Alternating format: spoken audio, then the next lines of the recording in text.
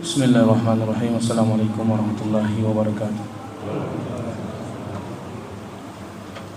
Allahu Akbar, Allahu Akbar, Allahu Akbar, Allahu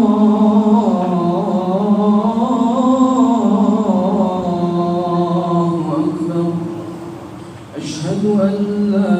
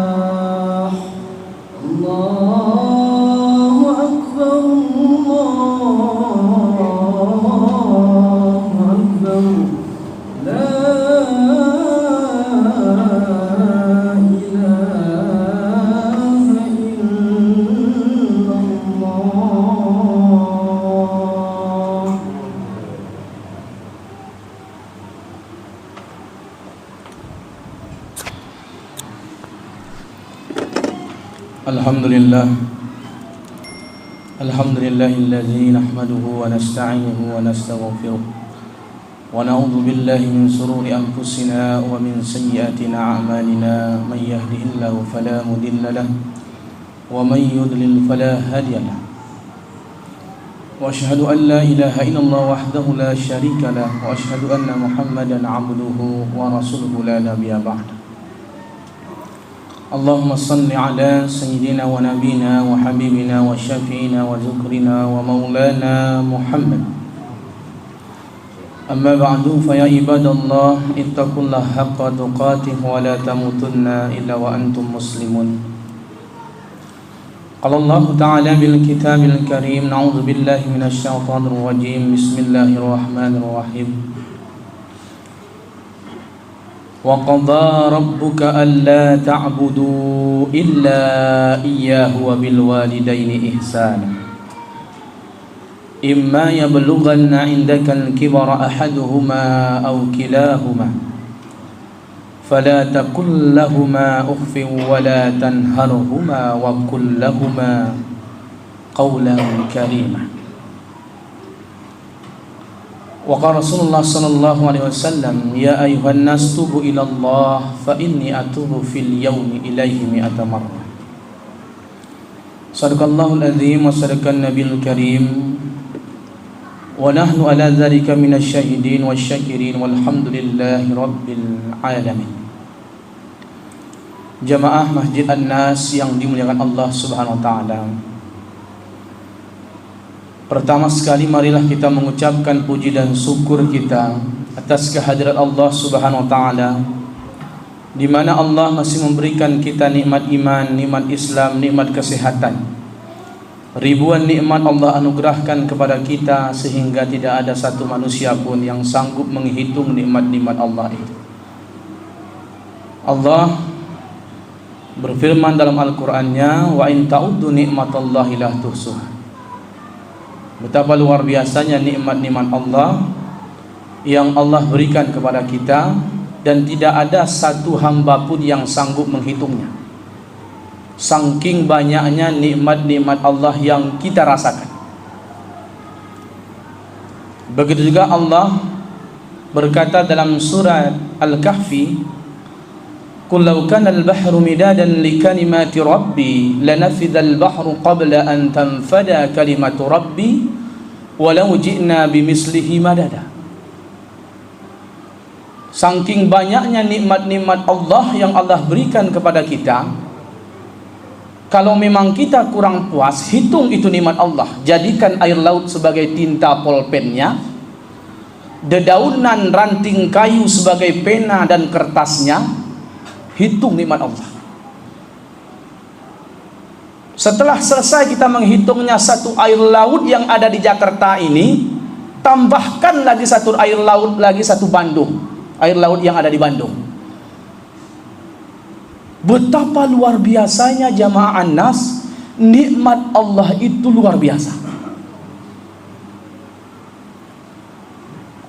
Oleh karena itu jamaah Jumat yang dimuliakan Allah Subhanahu wa taala, Allah cuma berpesan kepada kita, nikmat yang begitu banyak Allah berikan kepada kita, pesannya adalah syukuri nikmat yang telah ada.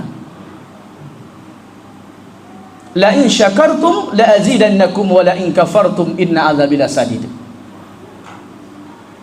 Ketika hamba Allah itu bersyukur, tidak mungkin dia bertambah rugi. Ini Al-Quran yang ngomong. Dia punya gaji 10 juta, dari 10 juta itu dia bersyukur kepada Allah, semangat sedekahnya, semangat berbaginya, ibadahnya tidak pernah lupa kepada Allah Subhanahu wa taala, maka gajinya akan diberikan keberkahan oleh Allah Subhanahu wa taala. Bersyukur atas nikmat-nikmat Allah yang Allah berikan kepada kita. Oleh karena itu jamaah Jumat yang dimuliakan Allah Subhanahu wa taala,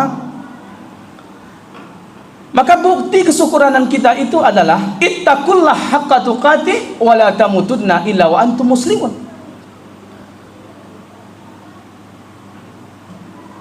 Bukti Allah yang sudah luar biasa nikmatnya diberikan kepada kita, yang hari ini kita tidak bisa menghitungnya, walaupun kita jadikan air laut sebagai tintanya, ranting kayu yang ada di dunia ini sebagai penanya, kalkulator sebagai hitungannya, tambah lagi komputer sebagai alat canggih sebagai penghitung nikmat Allah. Tidak bisa kita menghitung nikmat-nikmat Allah begitu besar Allah berikan kepada kita. Maka saudaraku, mari kita senantiasa terus ittaqullah, bertakwa kepada Allah, mempersiapkan diri menjadi manusia-manusia yang bertakwa. Yang salah satu rukun khutbah yang selalu dibacakan para khatib kita, ittaqullah haqqa tuqatih wa la tamutunna illa wa antum muslimun. Wahai jamaah Nas, bertakwalah kepada Allah dengan sebenar-benar takwa. Wa la tamutunna illa wa antum muslimun. Jangan kamu tinggalkan Masjid An-Nas dalam keadaan tidak beriman. Jangan kamu tinggalkan perumahan estate dalam keadaan tidak bertakwa kepada Allah Subhanahu wa taala. Artinya saudaraku, jangan sempat kita meninggal dunia tidak membawa ATM akhirat sama sekali,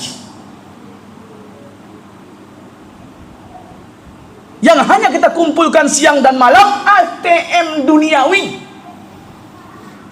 Ini bahaya, berbahaya. Allah berpesan kepada kita. Ini salah satu rukun khutbah yang wajib kita bacakan para khatib. Ittaqullah, bertakwalah kepada Allah. Wa la tamutunna illa wa antum muslimun. Jangan kamu diantarkan ke alam kubur dalam keadaan tidak pernah sholat. Jangan kamu diantarkan ke kuburan dalam keadaan tidak pernah berzakat padahal nisabnya sudah sampai. Ini yang harus kita perhatikan. Jadi jemaah Jumat yang dimuliakan Allah Subhanahu wa taala, saya masih teringat tema khutbah kita hari ini adalah, saya akan sampaikan sekitar 7 menitan hikmah perjalanan Nabi Ibrahim.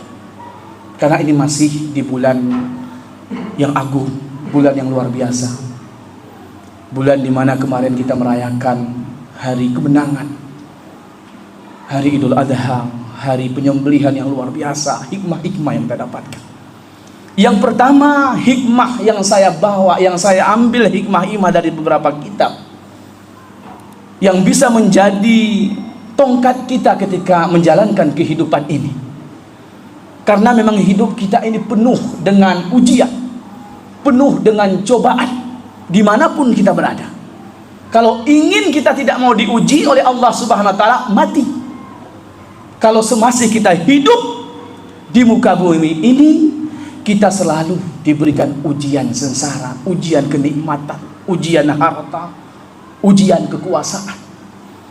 Maka ada hikmah-hikmah yang harus kita petik dalam perjalanan Nabi Ibrahim. Yang pertama adalah Nabi Ibrahim berjuang, berdakwah, tidak pernah mengenal kata-kata lelah dan kata-kata capek.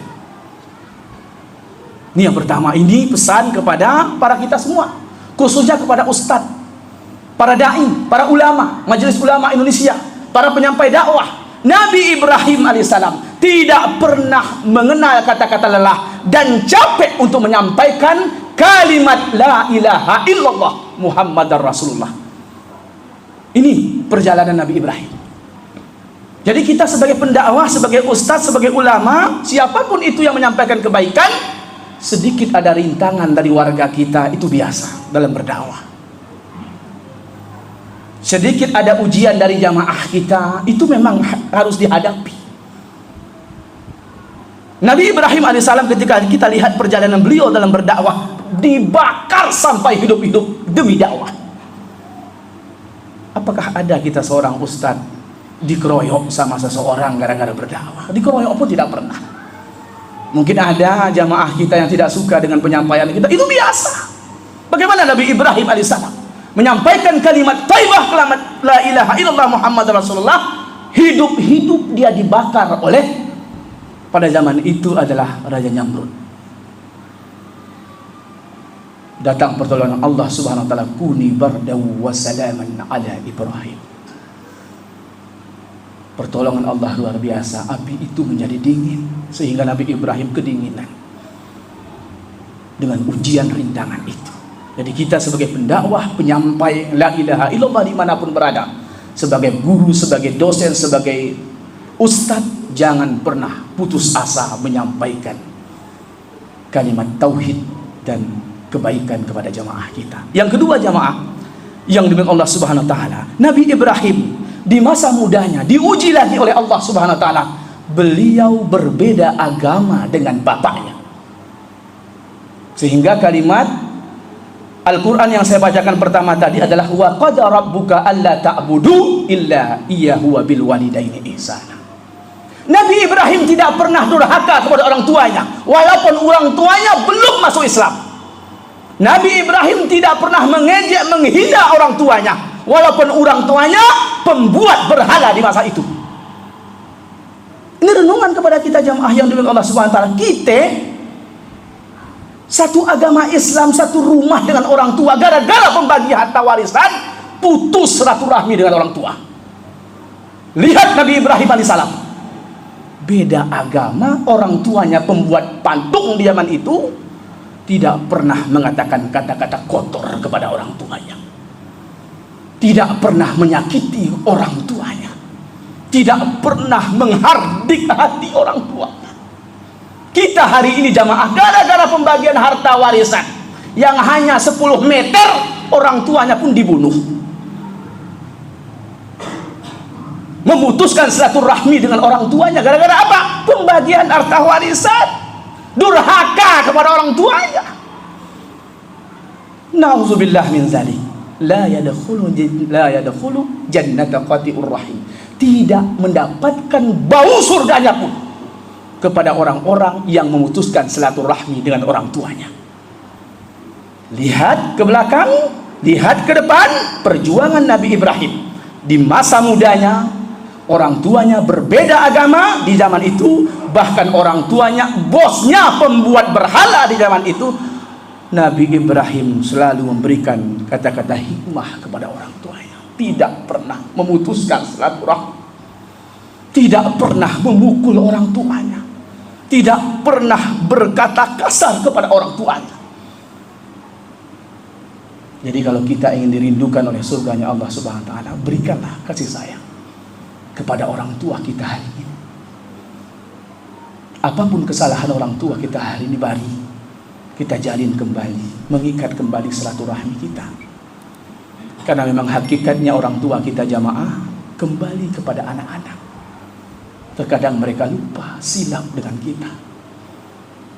Jangan sempat gara-gara dia menjadi anak-anak. Dulunya kita anak-anak, dihayun, disusui, dibesarkan. Bahkan saudaraku, ketika orang tua kita lagi makan, kita mengeluarkan kotoran waktu bayi. Tidak menutup makanan, tidak menutup kemungkinan kotoran kita pun dimakan oleh orang tua kita. Jadi saudaraku, ini kesempatan kita. Hikmah dari Nabi Ibrahim ini adalah Nabi Ibrahim walaupun berbeda agama dengan orang tuanya, tidak pernah durhaka kepada orang tuanya. Hari ini kalau kita masih durhaka kepada orang tua kita, ini kesempatan kita untuk meminta ampun kepada Allah Subhanahu wa taala. Ketika orang tua kita sudah tiada, bagaimana caranya ya Ustaz? Siapa adiknya, siapa paman kita, siapa wawa kita? Kembali kita silaturahmi, bersedekah untuk orang tua kita. Jamaah yang diberkahi Allah Subhanahu wa taala, yang terakhir karena waktunya terbatas. Perjalanan Nabi Ibrahim yang bisa kita petik adalah Nabi Ibrahim sabar menunggu keturunan.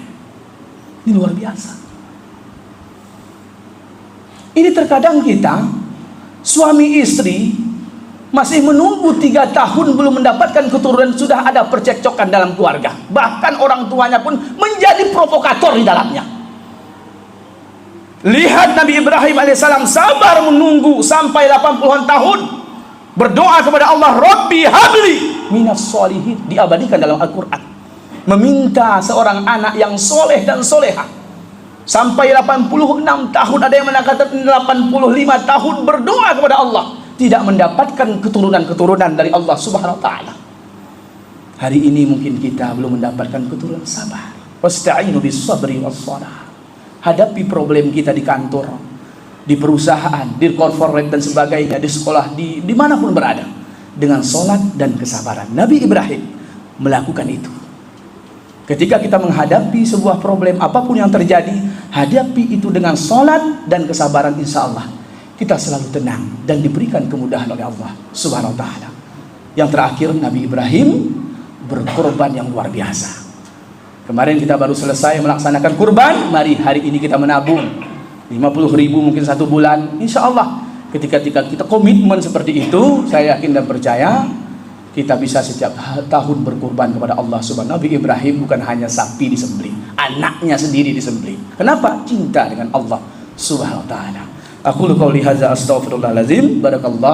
Barakallahu wa lakum fil Qur'anil Karim wa nafa'ani wa iyyakum fil ayati wa zikril hakim wa taqabbalallahu innahu wal ghafurur rahim.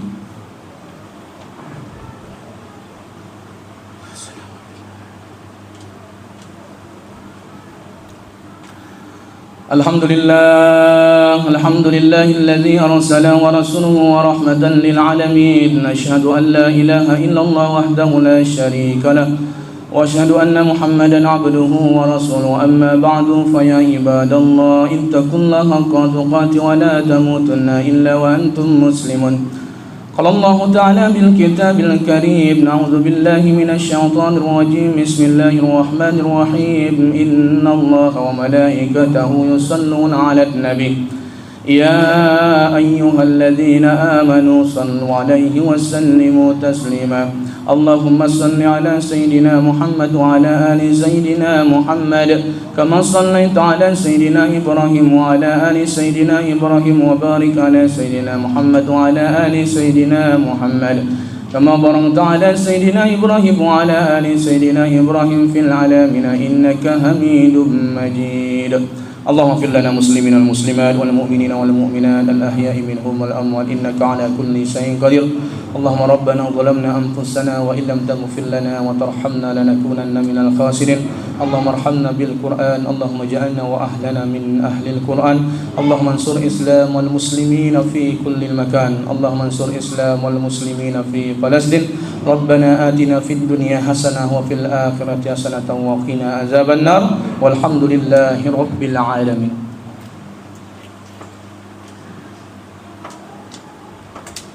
الله أكبر. Allah